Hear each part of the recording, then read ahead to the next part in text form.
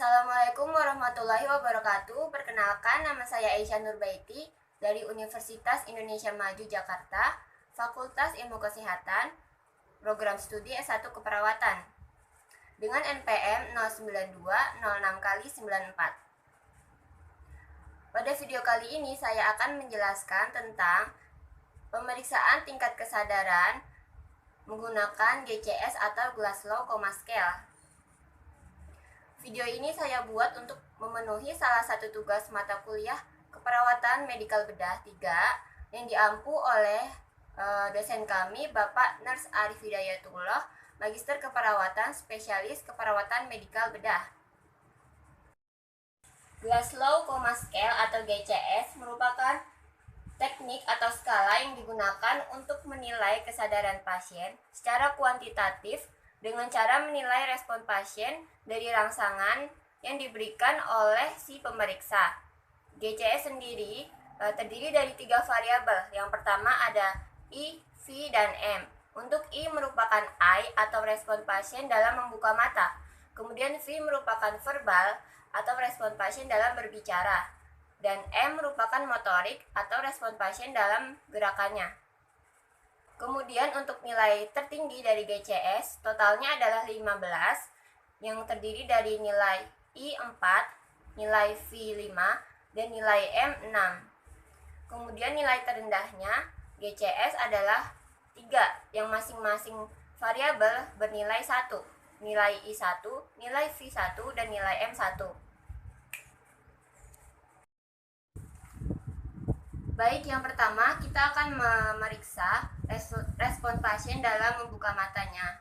Ada 3 cara yang bisa kita lakukan secara bertahap, yaitu yang pertama kita memanggil nama pasien, dan yang kedua kita akan memberikan perintah, dan kemudian memberikan rangsang nyeri. Yang pertama kita akan mengajak pasien berbicara dan memanggil nama pasien. Jika pasien langsung secara spontan membuka matanya, maka nilainya adalah normal, yaitu 4. Reni. Nah, saat kita memanggil namanya, pasien langsung membuka matanya, berarti nilainya adalah normal, yaitu 4. Kemudian cara yang kedua, apabila kita sudah memanggil nama pasien dan mengajak berbicara tapi pasien tidak merespon, maka kita berikan pasien perintah untuk membuka matanya. Ibu bisa buka matanya? Ibu. Nah, saat kita perintah pasien untuk membuka mata, pasien langsung membuka matanya, maka nilainya adalah 3. Kemudian jika kita sudah memanggil namanya dan memberikan perintah pasien untuk membuka matanya, tetapi pasien tidak merespon, maka kita berikan rangsangan nyeri pada supraorbita. Supraorbita berada di ujung alis. Kita berikan tekanan pada ujung alis pasien. Jika saat kita tekan pasien membuka matanya, maka nilainya adalah 2. Nah, setelah kita berikan rangsang nyeri, pasien langsung membuka matanya, maka nilai respon pasien adalah 2.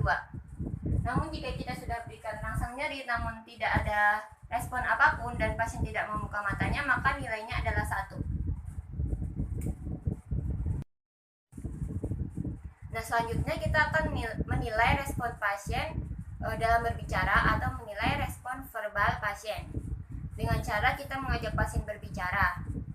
Untuk nilai verbal ini ada nilai tertinggi adalah 5, nilai terendahnya adalah 1. Untuk nilai 5 itu kita mengajak pasien berbicara, pasien akan menjawab dengan baik dan orientasinya baik. Orientasi itu ada 3, orientasi orang, orientasi tempat, dan orientasi waktu. Jadi kita akan menanyakan pasien tentang siapakah nama pasien, lalu tempat ini di mana, dan waktunya kapan.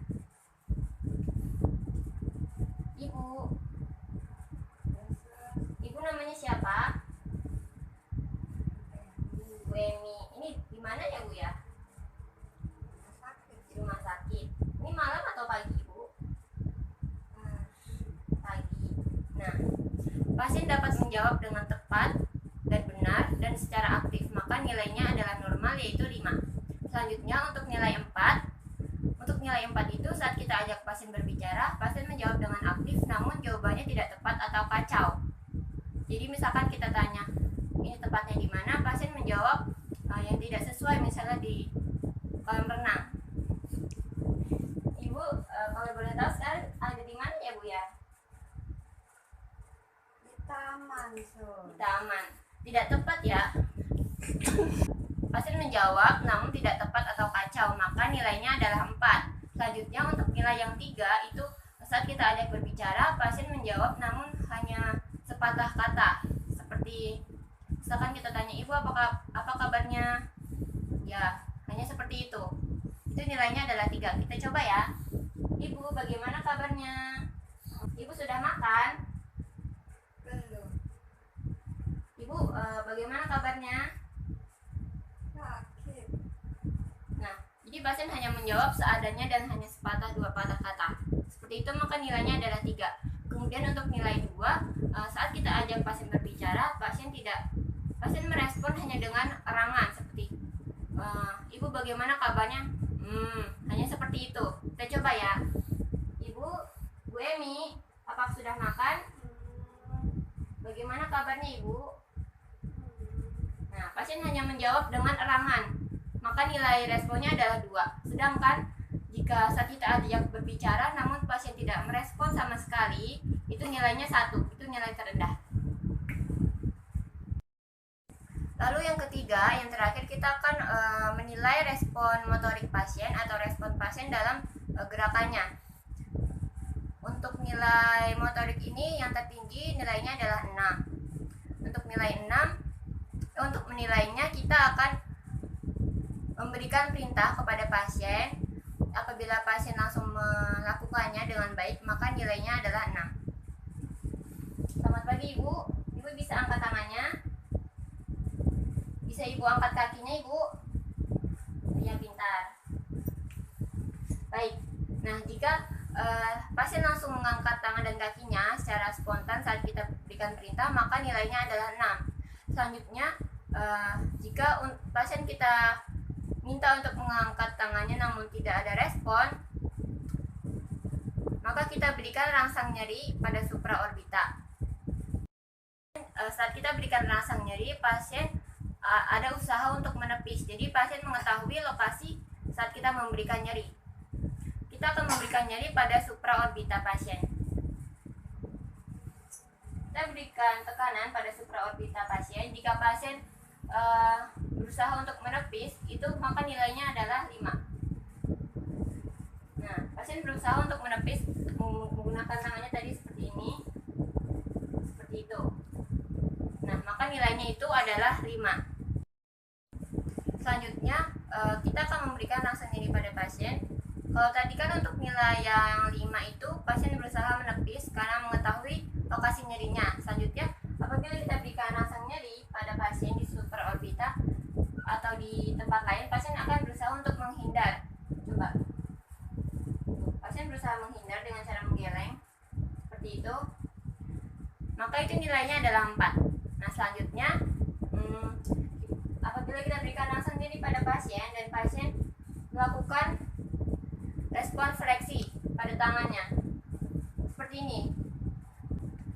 Saat kita berikan rangsang nyeri, pasien berusaha fleksi seperti ini, maka itu nilainya adalah 3. Nah, selanjutnya untuk nilai 2, saat kita berikan rangsang nyeri, pasien berusaha ekstensi seperti ini, respon ekstensi, maka itu nilainya adalah 2. Nah, namun apabila kita sudah memberikan rangsang nyeri namun tidak ada respon sama sekali, pasien hanya diam, tidak ada respon, maka itu nilainya adalah 1 atau yang terendah. Nah, ada yang perlu diperhatikan untuk pemeriksaan GCS ini tidak dapat dinilai atau tidak dapat dinilai secara keseluruhan apabila pasien mengalami kondisi mata yang bengkak, kemudian ptosis atau kelopak mata yang selalu jatuh, eksoptalamus atau enoptalmus, dan kemudian jika pasien mengalami kelumpuhan, fraktur, kemudian jika pasien terpasang NGT, ETT, dan gangguan verbal lainnya. Juga untuk pasien di bawah 5 tahun itu tidak bisa dilakukan pemeriksaan GCS. Nah, tadi saya sudah menjelaskan tentang cara mengukur menggunakan Glasgow Coma Scale atau GCS yang terdiri dari verbal I, V, dan M, yaitu respon membuka mata, respon verbal, dan respon motorik. Juga beberapa kondisi pasien yang perlu diperhatikan di mana pemeriksaan GCS tidak dapat dinilai secara keseluruhan.